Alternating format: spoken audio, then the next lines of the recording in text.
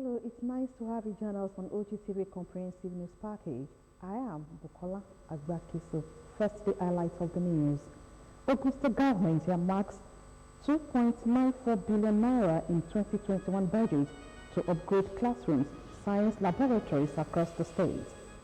Kaduna State shut schools over COVID-19.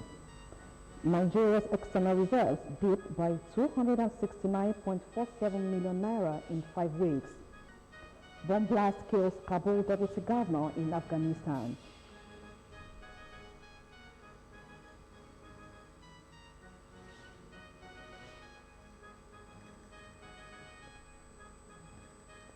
When you change the quality of your thinking, you change the quality of your life. Coming up on the sports segment of the news, Chinese Football Association to introduce salary caps for top league players from next year. These are many more later. My name, Hakim Akitunde. You're welcome. Thanks so much for joining us on the news once again. Now the news in full. All intending Muslim pilgrims to the Holy Land, but with less financial capability, have been enjoined to avail themselves with the window of opportunity through the newly opened Hajj savings scheme in the state, being powered by the licensed Islamic financial institution Jais Bank. Deputy Governor of Ogun State, Engineer Noimot Salako Oyedele, stated this at a desensitization program on the parameters of the financial possibility, which took place at the Obas Palace, Okemoson, Abeokuta. Peter Falomo reports. The lecture on sensitization of Hajj savings scheme, organized by the Ogun State Muslim Pilgrims Welfare Board, was in collaboration with a licensed Islamic financial institution, Jais Bank. The vision of the scheme is to avail intending Muslim pilgrims to the Holy Land the opportunity to deposit funds and generate profits that will complement them in the payments for the cost of Hajj. Welcoming guests, the Chief of Staff to the State Governor, Alhaji Shuaib Afolabi Salisu, said the gesture is an attestation to the support of the state government in its encouragement to great initiatives. What we are doing today is a revival of culture that our people are already used to. I have no doubt that with the caliber of people here, and I can see our mothers as well from all of the organizations, that they will embrace this scheme. We thank the national leadership for this initiative, and we want to assure you that the state government will support you every inch of the way because of our commitment that building our future together agenda must address the spiritual needs of our people. In their separate remarks, the Commissioner, National Hajj Commission of Nigeria, Southwest, Alhaja Bashirat Akintunde, and Coordinator, Hajj Savings Scheme, Dr. Aliyu Tanko, submitted that the scheme became imperative as a result of global economic depression owing to COVID-19 pandemic and a way to encourage the faithful to perform the fifth pillar of Islam. The initiative is to get any movie pilgrim started the process of payment and complete it as it may be convenient for him or her, and then embark on the pilgrimage. There were questions on gray areas, particularly on the ease of accessing the scheme. In our address, the State Deputy Governor, Engineer Noimot Salako Oyedele, commended the leverage for all intending pilgrims with low financial status, adding that the scheme will encourage financial prudence to the people. This scheme will help us to build more people, get more people into the fold to be able to go and perform Hajj as they wish. I can assure you that the government of Ogun State will support this initiative through the Muslim Pilgrims Welfare Board and all our stakeholders to make sure that the message goes around the state and is heard loudly and clearly, and people understand how they can sign up to this, and whatever we need to do to make sure that they benefit, will support the Muslim Pilgrim Welfare Board to get this done. According to the organizers, the Hajj savings scheme with 3 options will avail every depositor affordable double-digit deposits and other benefits. Peter Falomo, Ogtv News. Ogun State Government, through the Ministry of Special Duties and Intergovernmental Affairs, has disclosed that a total of 3.61 billion naira has been proposed as its total expenditure for the next fiscal year, out of which 880 million naira was set aside for the purchase of additional firefighting equipment to beef up the operations of the station, while construction of 10 firefighting stations across the state would cost 750 million naira. Commissioner in charge of the ministry, Mr. Femi Ogunbanwo, stated this while defending his ministry's 2021 budget estimate before the members of the State House of Assembly Committee on Finance and Appropriation at the Assembly Complex, Okemoson, Abeokuta. Correspondent Kola Wuliosho covered the budget defense. His report is presented in this package. Defending the 2021 budget of the Ministry of Special Duties and Intergovernmental Affairs, the Commissioner in the Ministry, Mr. Femi Ogunbanwo, explained that the Ministry proposed a total of 3.61 billion naira as its total expenditure for the next fiscal year, out of which 880 million naira was set aside for the purchase of additional firefighting equipment to beef up the operations of the station, and a sum of 70 million naira for rehabilitation of fire stations across the state, while recurrent expenditure was put at 300.19 million naira for the next fiscal year. Presently, we are building 3 fire service stations at Isheri, Mowe, opposite Redeem Camp, and another one at E4. Then we are looking at other towns generally, but we still have plans to buy additional fire tender. The location of the fire stations will be determined by the Executive Council, but I can assure the Honorable that it will be fair to every part of the state. He added that priority will be given to cosmopolitan areas and border communities in the construction of the new stations, pointing out that the ministry would improve on its partnership with other ministries and agencies of government to flatten the curves of the second wave of pandemic. In another development, the State Commissioner for Women Affairs and Social Development, Mrs. Funmi Efuakwe, accompanied by the Special Advisor to the Governor on Women Affairs, Honorable Adijat Adeleye Oladapo, and other management staff of the ministry, presented the ministry's 2021 budget estimate before the lawmakers with an assurance that it would deploy necessary measures to sanitize major roads of mentally deranged persons. Mrs. Efuakwe explained that her ministry was already concluding plans with the State Ministry of Health to establish a center with a view to taking care of such persons who often wander around streets in the state. The mentally challenged people that Honorable Mushata was talking about, we are working with the Ministry of Health. When you pick them from the streets, you take them to the hospital first, they do all the necessary things before they bring them to that rehabilitation center. And the Ministry of Health is willing to give us some psychiatric people from their own ministry to work with us. Defending the ministry's budget estimate for next year, the Commissioner said 429.4 million naira was set aside for recurrent expenditure, just as 356 million naira was being proposed for capital projects, while 9.9 million naira was expected to be generated to government's coffers in the next fiscal year.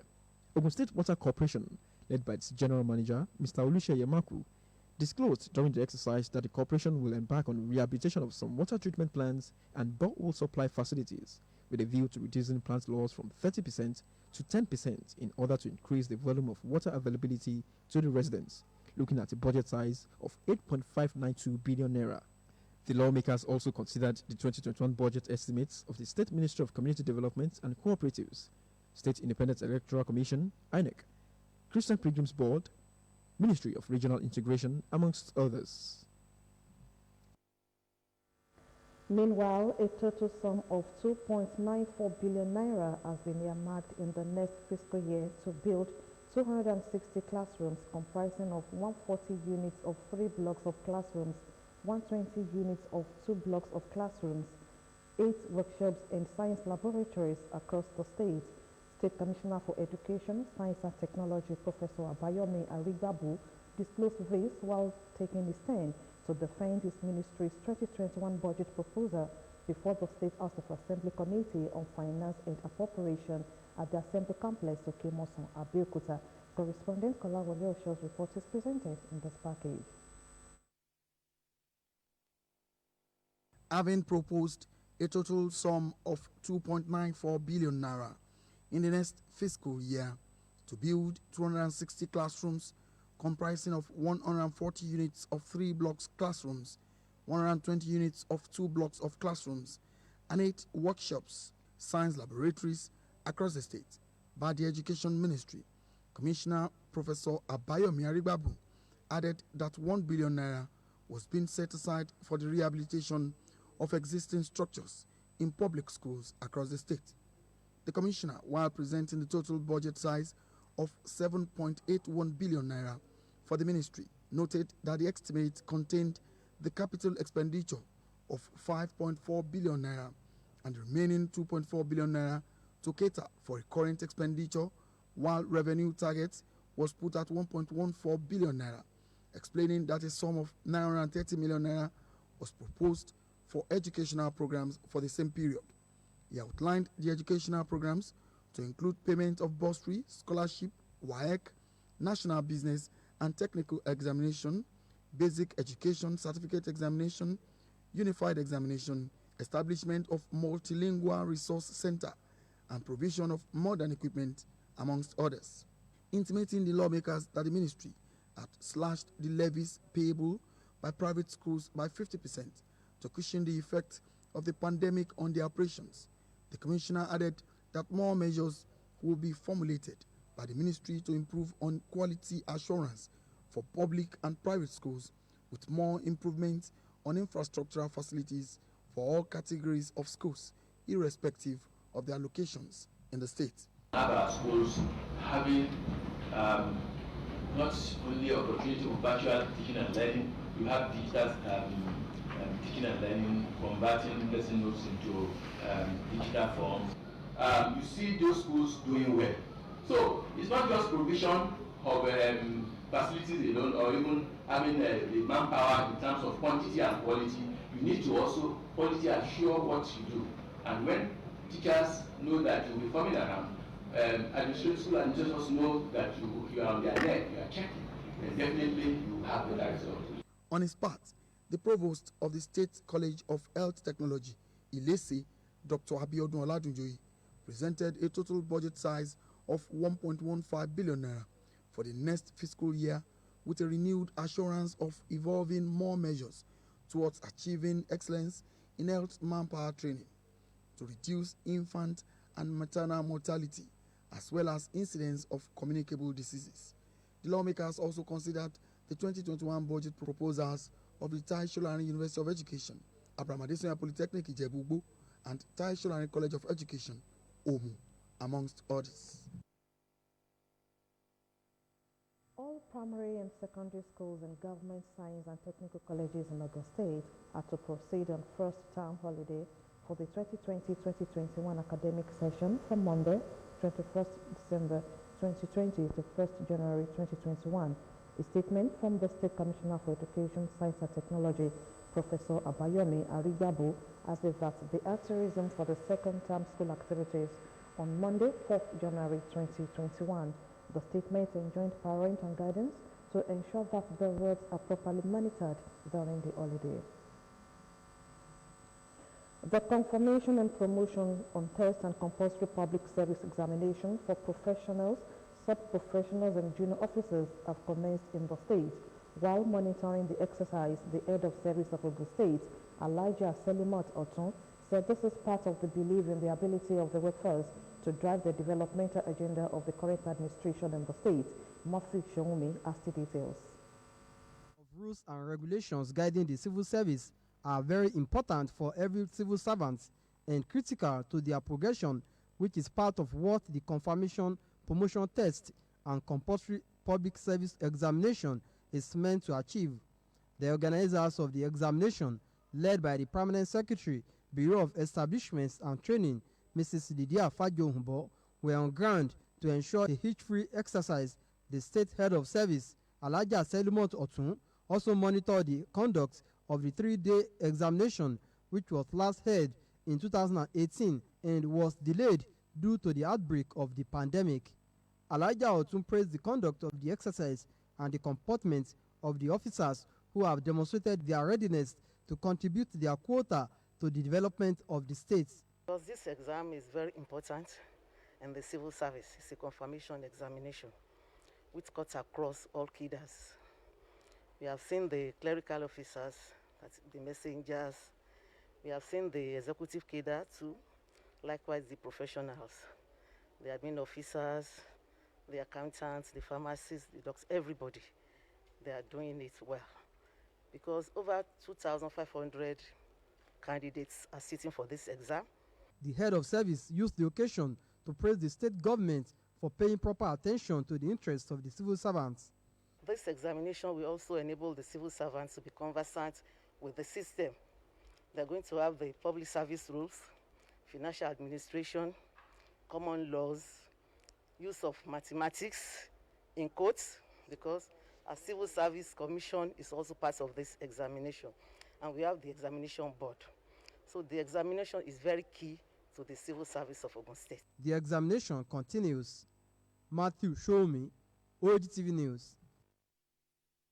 In part 2 of the news, Nigeria Center for Disease Control records 201 new cases of COVID-19. Total number of infections now 73,374. More news and reports after this break.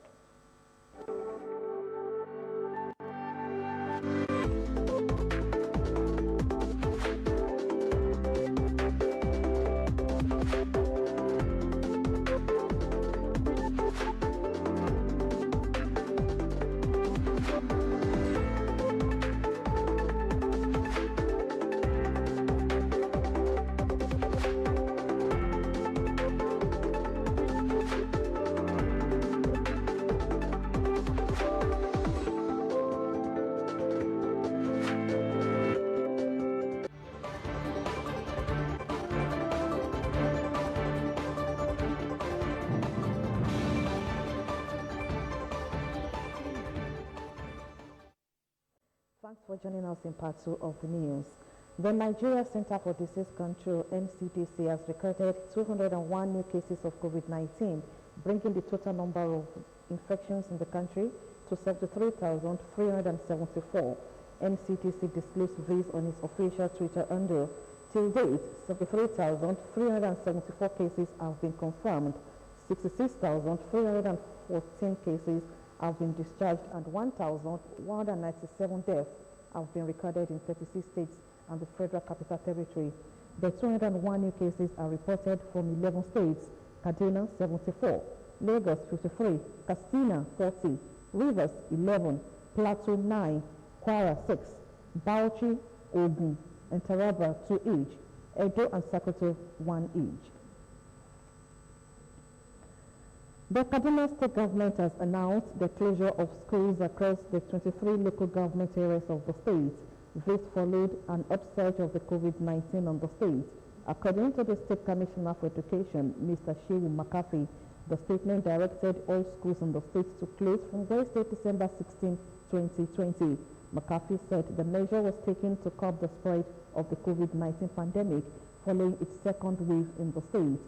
The commissioner, in a statement issued on Tuesday, said the ministry decided to shut down the schools due to the rising cases of COVID-19 infections in the state.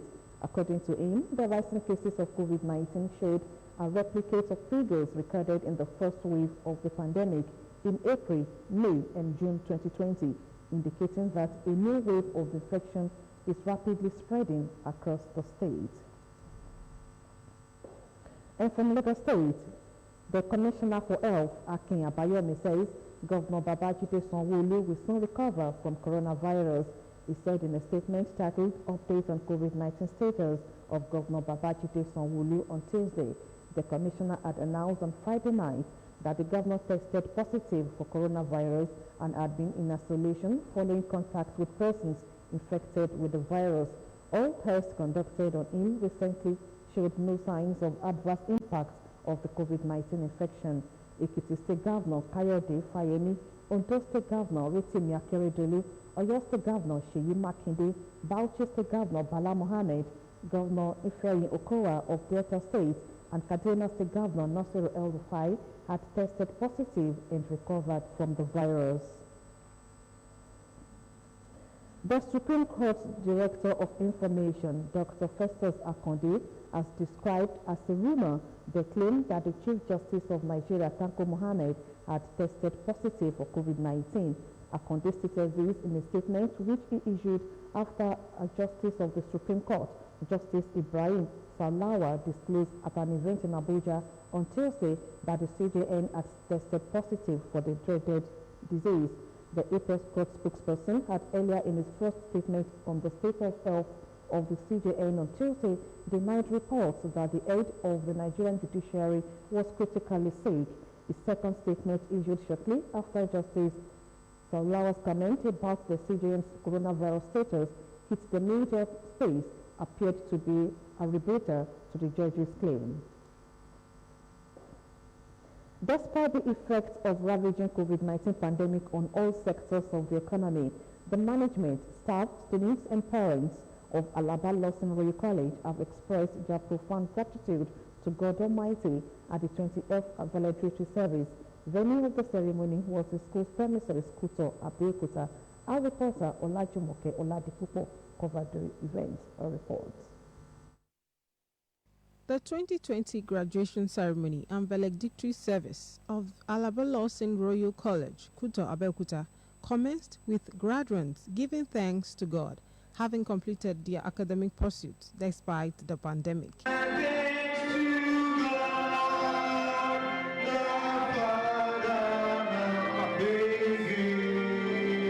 In his opening speech, the director of the college, Mr. Babalola Lawson, and the college proprietress, Iyalode Alaba Lawson, appreciated God for his mercies upon the students and the teachers. We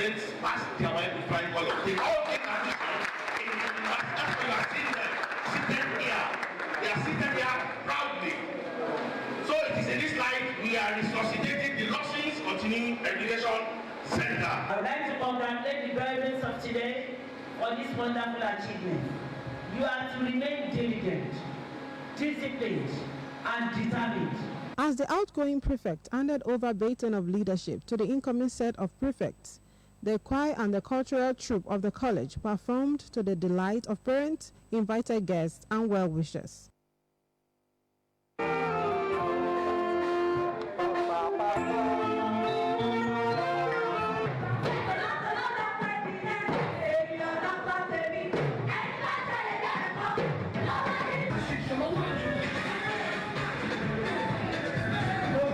The graduates also celebrated their teachers for impacting their lives positively. The proprietress, graduates, and parents expressed their delight for witnessing the 28th graduation ceremony, which should have been done since July 2020. Even parents didn't know that it could be possible.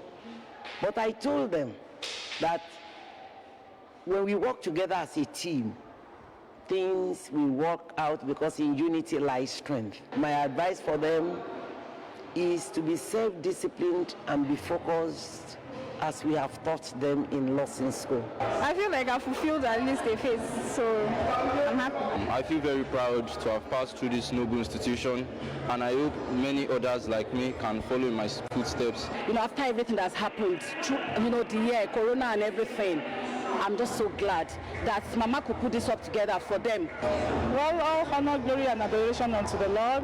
I feel blessed, I feel happy, I feel fulfilled. The event also features presentation of awards to deserving students who excelled in their academic pursuits. Olajumoke Oladipupo, Ogtv News. Today marks 10 years of the death of Nigeria's foremost nationalist, Chief Anthony Romosele Enahoro. Chief Enahoro was first Nigeria that moved the motion for Nigeria's independence in a motion titled, Let My People Go.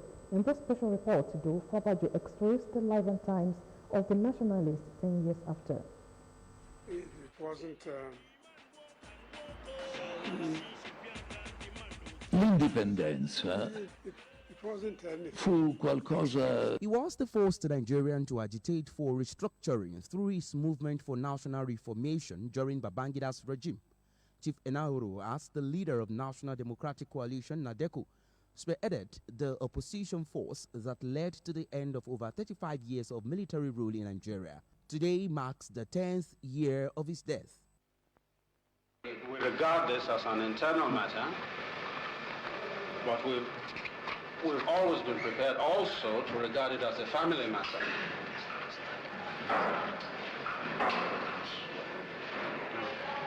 As a family matter.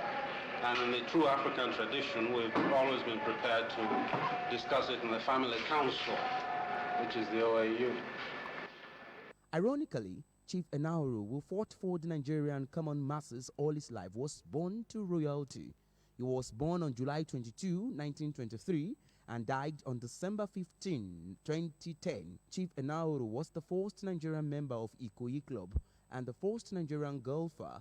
He was the youngest ever editor of any major newspaper in the world. He was jailed 3 times by the British government for sedition in 1946, 1947, and 1949.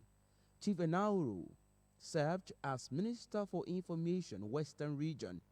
He was in charge of building the National Theatre Igomu, as President of Festac, and the National Stadium Surulere as Federal Commissioner in charge of sports.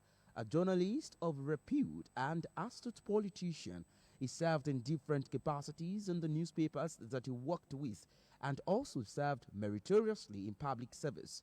Even though he departed this world 10 years ago, he remained fresh in the memories as most formidable fighter for democracy.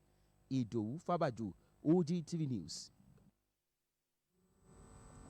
Katsina State Governor Aminu Masari has disclosed that 17 of the missing schoolboys kidnapped from a government science secondary school in Kankara local government area of the state have escaped from captivity.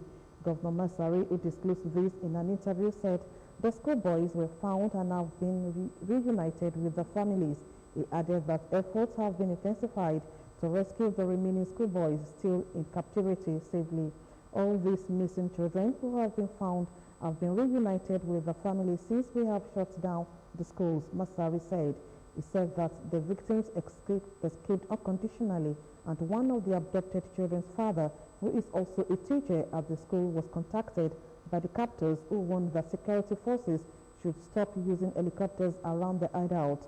He said that the bandits, however, ordered that adequate money should be earmarked and budgeted by those concerned pending the completion of the ongoing rescue mission. The governor therefore solicited prayers and urged the parents to remain calm and be patient. The Senate on Tuesday summoned the Minister of Defense, the service chiefs and heads of the Nigerian Police Force and the Department of State Service over the unending insecurity situation in the country. The resolution moved by Senator Bello Madia from Katsina State on the abduction of about 330 students of a secondary school in the state recently by unknown bandits. The Red Chamber also urged President Muhammadu Buhari to implement the report of the Senate Committee on Security Challenges without further delay. Members of the upper chamber in their various contributions to the motion specifically passed a vote of no confidence in the various heads of security agencies in the country over the inability to prevent the abduction of the innocent children. They also expressed deep frustration that President Buhari had consistently ignored all resolutions passed by the Senate on the issue of insecurity in the country. They insisted that the nation's chief security officer should sack the service chiefs without further delay. The House of Representatives has called for the immediate suspension of the controversial special work scheme of the federal government. The National Assembly and the Federal Ministry of Labor, Employment and Productivity had clashed over the recruitment of 774,000 workers for the scheme. At the plenary on Tuesday, the House asked the Federal Ministry of Finance, Budget and National Planning not to fund the scheme, which is billed to take off in January 2021. The National Assembly had appropriated 52 billion naira for the exercise in the 2020 Appropriation Act. It was to begin in November. The House also faulted the removal of the Director General of the National Directorate of Employment, Dr. Nasir Al-Gungu, who had backed the Parliament in the controversy. The House urged President Muhammadu Buhari to reverse himself on Al-Gungu's sacking. The Minister of State, Labour and Employment, Festus Keyamo, had since appointed Al-Gungu's replacement in the order of the President. Senate President Ahmad Lawan on Tuesday sworn in the 4 senators recently elected through by-elections in the state's in states across the country. The new senators include Senator Adetokunbo Abere, Lagos East, Senator Henry Seriaki Dixon, Bayelsa West, Senator Cleopas Moses, Bayelsa Central, and Senator Nora Ladi Dadut, Plateau South. The clerk to the Senate, Ibrahim Elanda, administered the oath of office and oath of allegiance on the new senators. The KANO State House of Assembly Speaker Abdulaziz Garuba Gafasa and the Majority Leader Kabiru Dashi have resigned. The Speaker announced his resignation in a letter titled Notification of Resignation dated December 14 and addressed to the Clerk and Permanent Secretary. The resignation was confirmed to reporters on Tuesday in Kano by the Press Secretary to the Speaker, Nura Ajigi. Garuba Gafasa, in his resignation letter, said his decision was based on personal reasons, adding that he appreciated the support of all the members. The Majority Leader, in a one-paragraph letter addressed to the clerk, did not state the reason for his resignation. Meanwhile, the Kano State House of Assembly on Tuesday elected a member representing Makoda constituency, Amisu Chulari, as the new Speaker of the State Assembly. This was sequel to the resignation of the former Speaker, Honorable Abdulaziz Gafasa, over personal reasons.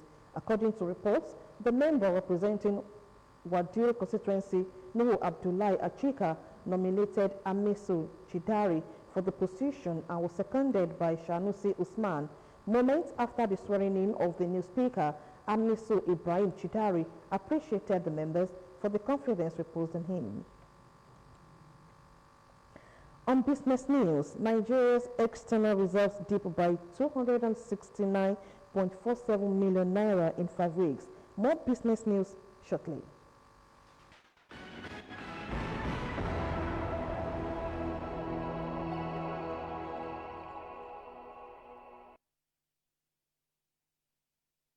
On business news, the country's foreign reserves fell by $269.47 million in 5 weeks. The latest figures obtained from the Central Bank of Nigeria revealed the reserves, which stood at $35.656 billion as of November 4, fell to $34.925 billion on December 12.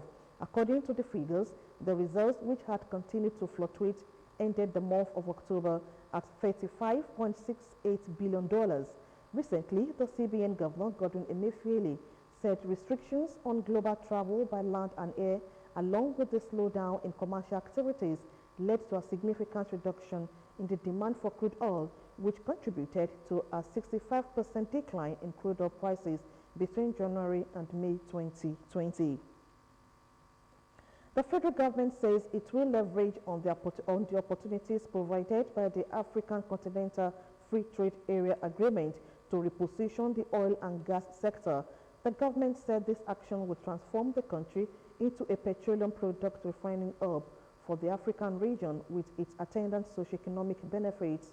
Chief Timi Presilva, Minister of State for Petroleum Resources, disclosed this at the AFCFTA Oil and Gas Virtual Workshop, organized in collaboration with the Federal Ministry of Industry, Trade and Investment under the theme Nigeria, Africa's Refining and Services Hub under the AFCFTA.